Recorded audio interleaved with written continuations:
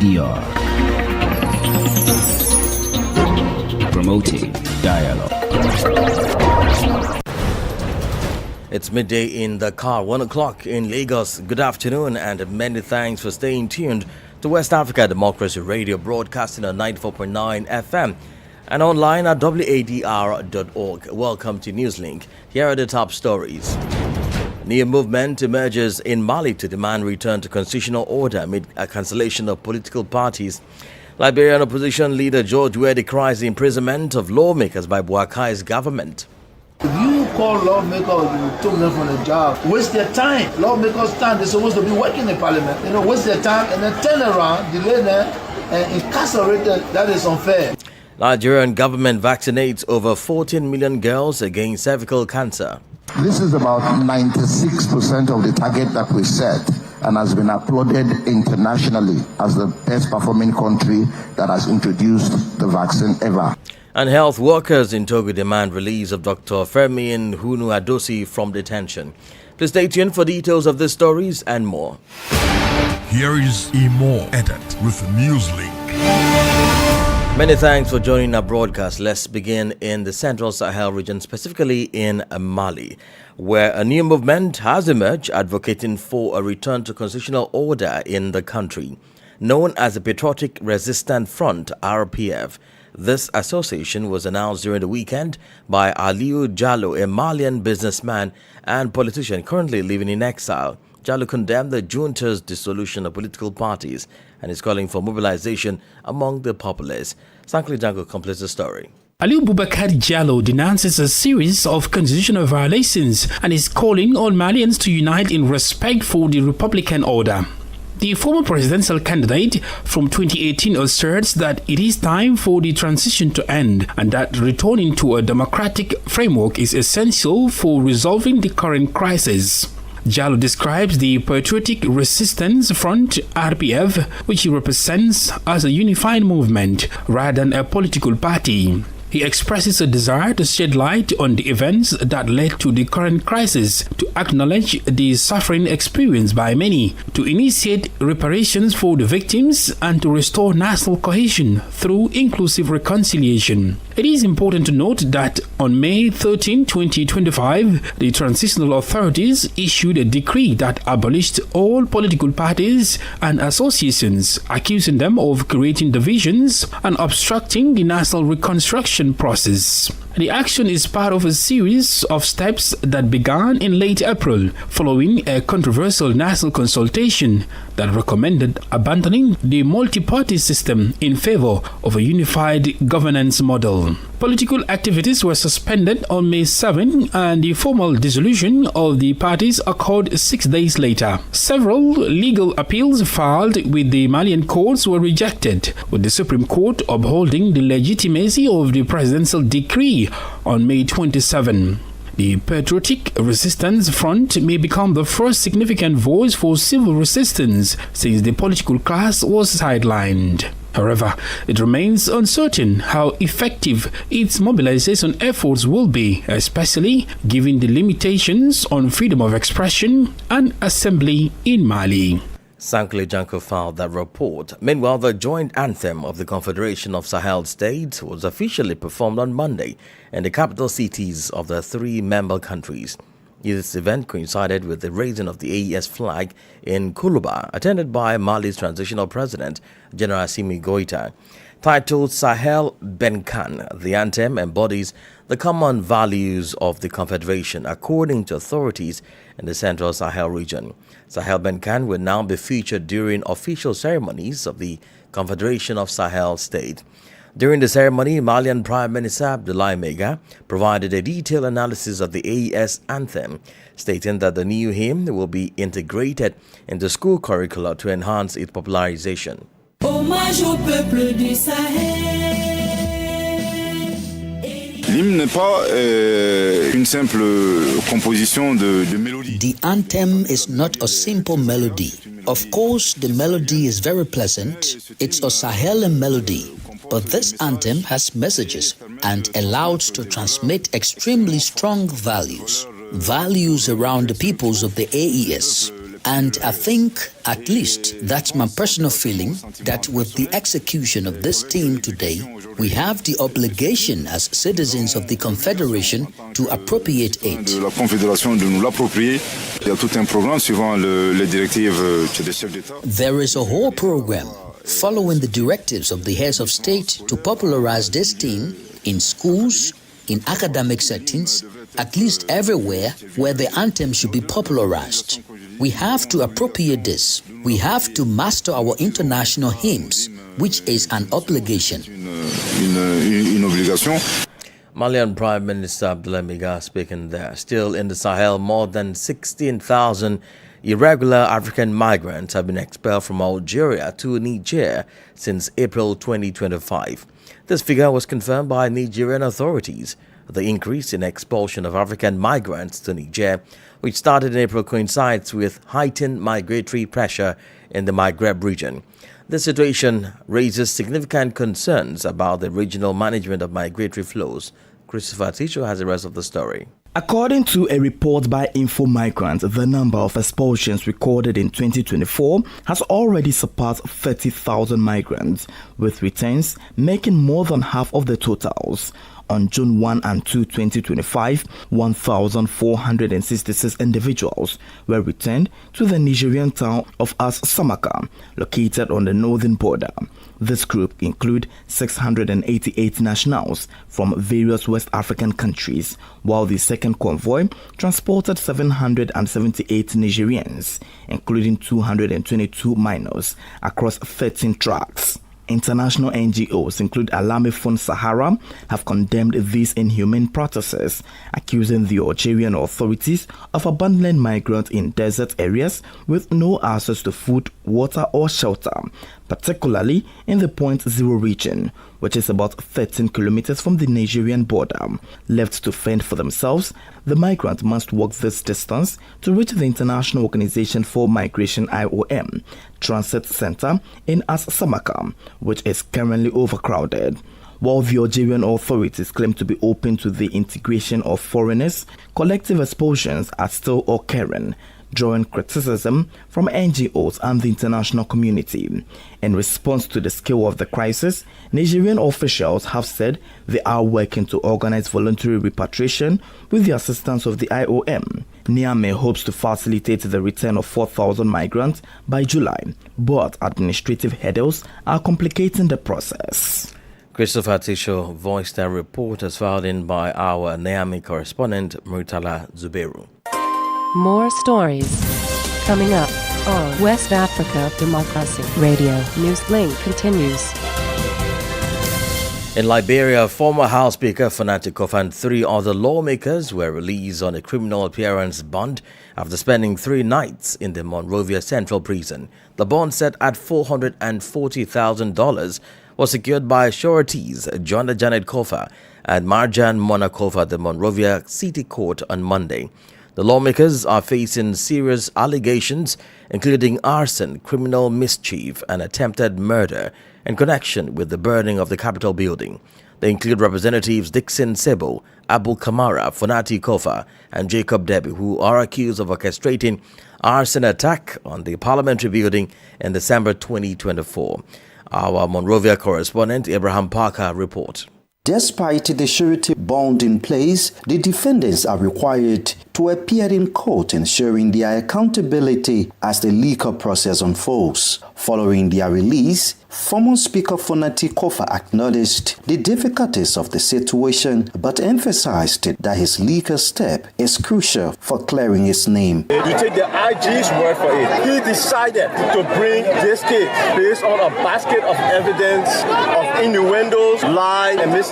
In the next few weeks, as we go through the preliminary hearing, we will deconstruct those lies and be able to put together a defense that is worth it. Former President and political leader of the opposition CDC, George Weah, attended the court hearing alongside several opposition leaders. He condemned the treatment of the detained officials, claiming that their incarceration is a violation of their constitutional rights. The way the lawmakers were treated is wrong, it's unconstitutional. Those people are lawmakers. If you call lawmakers, you took them from the job, waste their time. Lawmakers' time, they're supposed to be working in parliament. Waste their time and then turn around, delay them, and incarcerate them. That is unfair. Meanwhile, some Liberians gathered outside the court to show solidarity with the lawmakers and their political party, highlighting the populace concern about the ongoing liquor proceedings. We are here in solidarity with the rule of law, and we are also here to inform you people that June 19 is on course. It was a patriotic decision from the Liberian people. We are excited. Liberia's four lawmakers or leaders out today. We are excited about that. As this high-profile case develops, the focus remains on the implications of these serious allegations and the ongoing call for justice in the Liberian political landscape. For Newslink on WADR, Abraham Parker, Monrovia. Away from Liberia, the family of Ghana's former finance minister, Ken Ofori-Atta, has accused the country's special prosecutor of politically motivated persecution, rights violations, and procedural abuse after he was declared wanted through Interpol despite undergoing cancer treatment in the United States. In a strongly worded statement on Monday, Ofori-Atta's family alleged that the OSP manipulated legal processes to secure an arrest warrant on February 11 without proper documentation and subsequently used a media briefing to label Ofori-Atta a fugitive from justice. They described the action as a violation of both Ghana's constitution and international human rights conventions. WDL's Accra correspondent Nadi Detete report. At the heart of the controversy is an Interpol red notice issued against Ken Ofori-Atta, which his family claims was pursued without full disclosure of critical facts, including his ongoing cancer diagnosis and a scheduled surgery at the Mayo Clinic in the United States. The family says they have submitted a request to Interpol for the red notice to be withdrawn and expunged from its system. They argue that the former minister has not evaded justice and has been open to cooperating with authorities, even offering to provide a video recorded statement while abroad, an offer the OSP declined. According to the family, these actions do not reflect the conduct of a man fleeing justice, while describing the OSP's rejection of virtual cooperation as unfair and unreasonable. The statement portrays the OSP's recent press conference and social media declarations as a premeditated theatrical stunt meant to cast Mr. Ofori-Atta in a negative light. They further accuse the office of suppressing medical evidence and ignoring multiple court proceedings, including a human rights case currently before a Ghanaian court with a ruling expected on June 18. The family insists that Mr. Ofori-Atta, who served as finance minister from 2017, has consistently submitted to investigations and cleared his name in previous legal matters, including probes by Ghana's parliament and the Commission on Human Rights and Administrative Justice. The family says it views the current actions by the OSP as part of a vendetta rather than a genuine pursuit of justice. They reaffirmed that once his treatment and recovery are complete, Mr. Ofori-Atta will return to Ghana to face the OSP in person. The Office of the Special Prosecutor is probing Mr. Ofori-Atta over several high-profile cases, including contracts involving petroleum revenue, the National Cathedral Project, ambulance procurement, and handling of GRA tax funds. For WDR, Nadi Detete, Accra. Well, we continue in Ghana, this time for some health issues as the nationwide strike by the Ghana Registered Nurses and Midwives Association remains unresolved after a failed emergency meeting with the Ministry of Health on Monday. The impasse follows government's request to delay implementing improved conditions of service until 2026, an offer the union has rejected.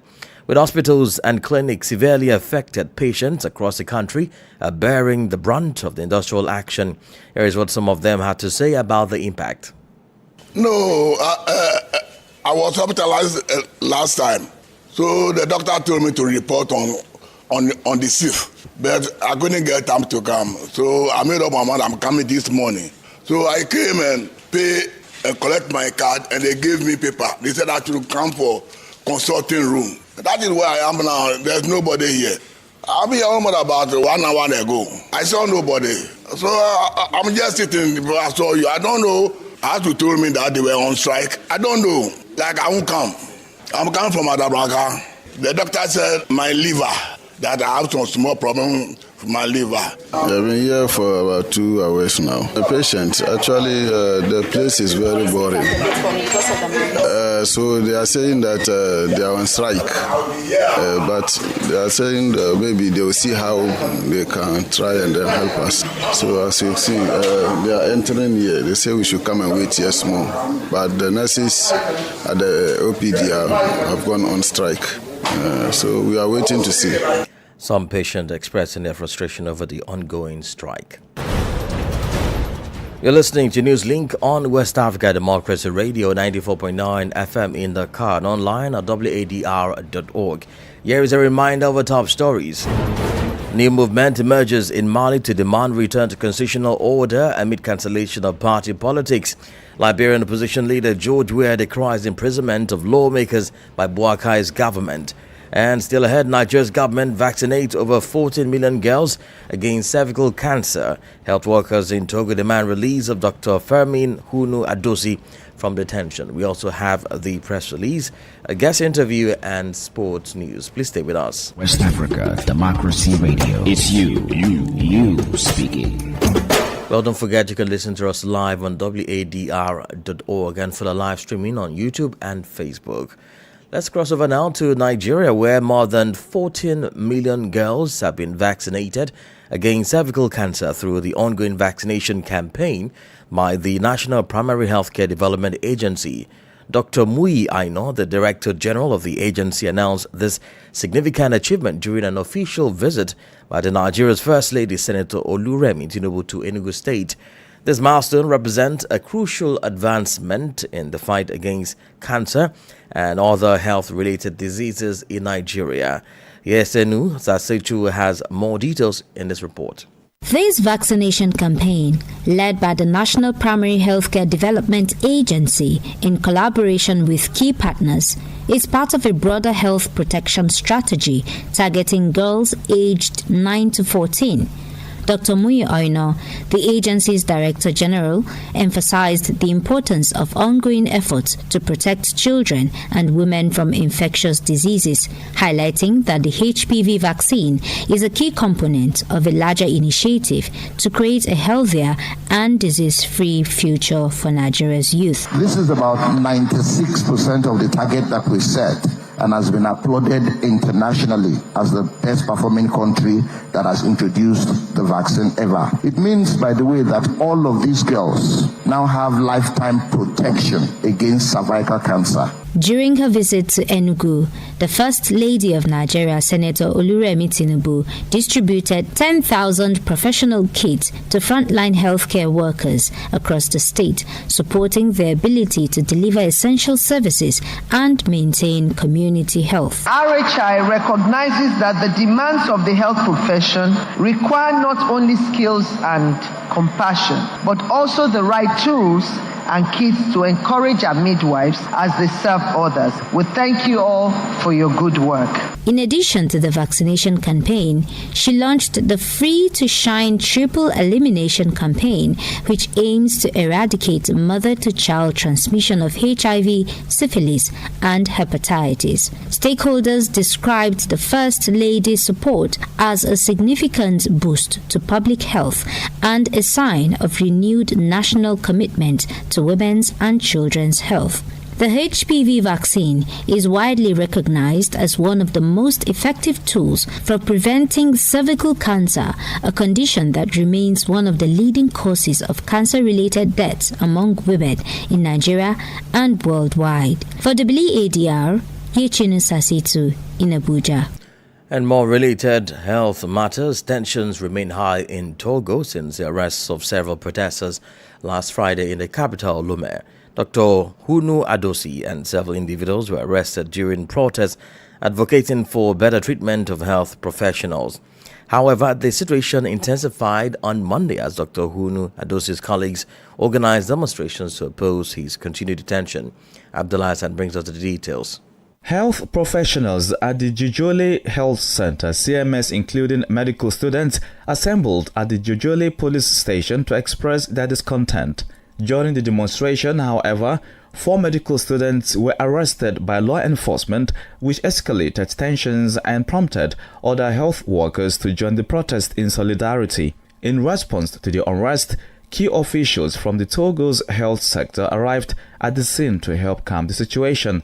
Among them were Health Minister Professor Chin Jari, President of the National Order of Physicians Professor Beketi Katanga, Professor David Dose from the Sylvanus Olympia University Hospital, and the police chief. Following the intervention, the 4 arrested students were released, but the unrest continues.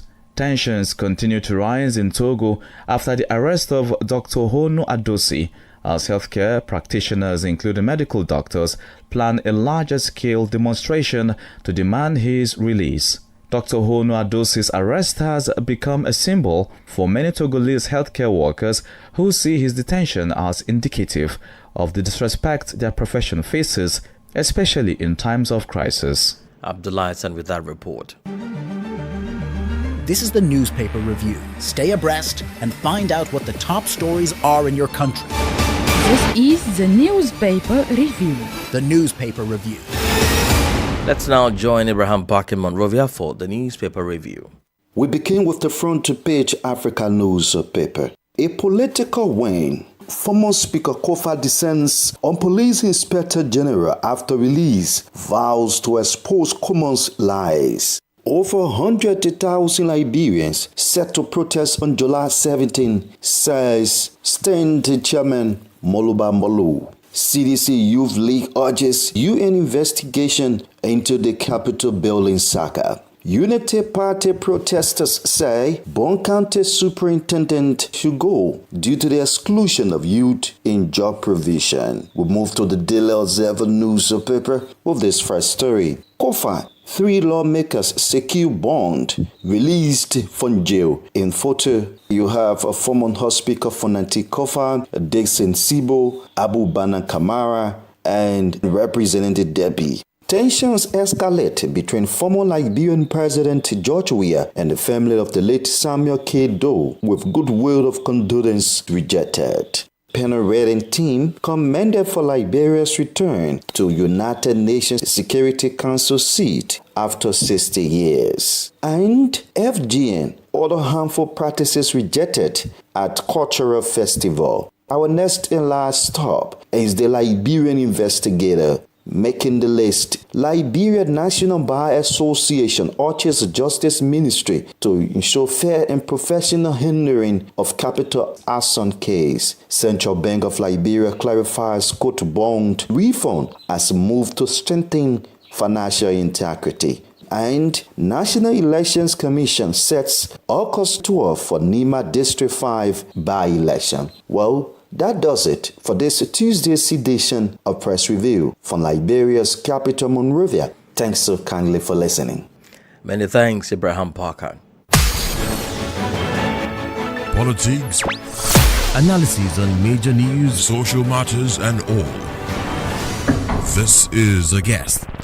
Now let's take you to Ghana on the developing story surrounding the OSP's reissuance of a wanted notice for former Finance Minister Ken Ofori-Atta, citing his failure to appear for interrogation in connection with alleged corruption during his tenure.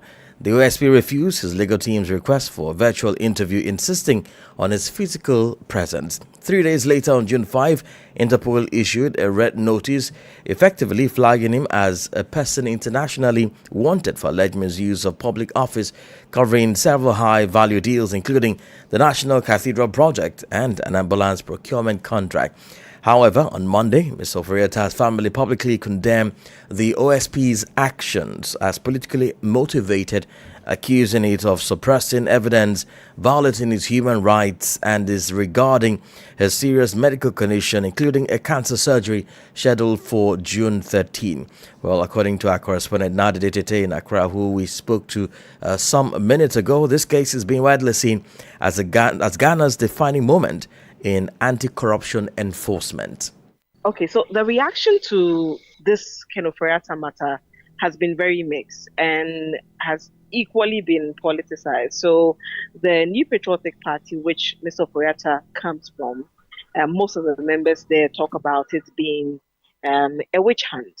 And on the side of the governing NDC, they say that it goes to buttress one of their key campaign points, which is Operation Recover All Loot, such that any official of the previous administration who is deemed or believed to have sort of appropriated state resources for their personal gain, they believe that this is a time for accountability. So that's just for the politics.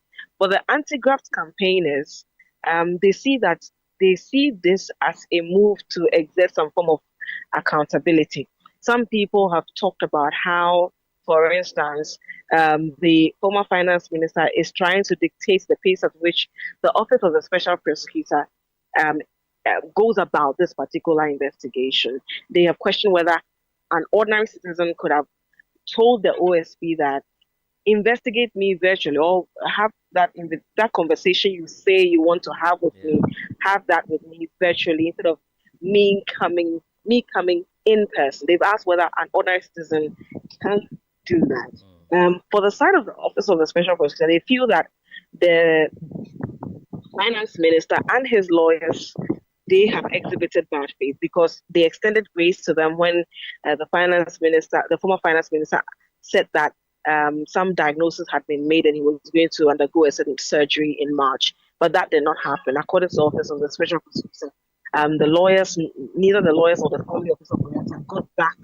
to the office to tell them that, well, this surgery could not happen. So perhaps they could have, rearranged and have him come earlier and have that, interrogation with him before that. That did not happen. But on the side of the lawyers as well, they feel that the special prosecutor is being high-handed.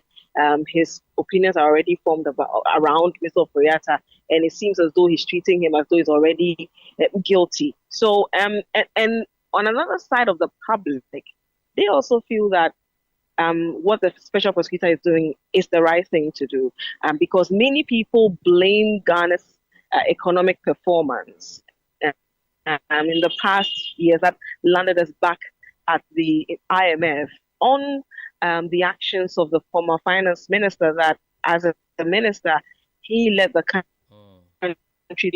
putting us in a precarious situation where at a certain point we had no choice than to go to the IMF for help. So it's very varied in terms of the reactions to how this is unfolding. There are those who say that this is accountability, and then those who also think that this is a witch hunt, like you're seeing from the family of Mr. Ofori-Atta, who say that they have written to the Interpol to have his name deleted from the red list because they feel that there are some issues that the Special Prosecutor's Office has misconstrued and has also not been candid with regard to the facts. Well, now the surgery for Mr. Ofori-Atta is scheduled for June 13, and this may further drag the in-person interview that the OSP is calling for. Don't you think this may even extend farther till the end of the year? Well, for what is supposed to happen, I guess we'll all have to wait and see, because the special prosecutor is bent on having him in Ghana in person for that interrogation. He's not open to the virtual interrogation as proposed by Mr. Ofori-Atta and his lawyers. So we'll have to wait to see how this would eventually end, as to whether Mr. Ofori-Atta would show up in Ghana someday and answer to the questions, or like he says, he's not fleeing from accountability. His health is failing him, so he'd rather do a virtual interrogation. So we'll have to wait and see how this would eventually end. Our Accra correspondent, Nadidi Tete there.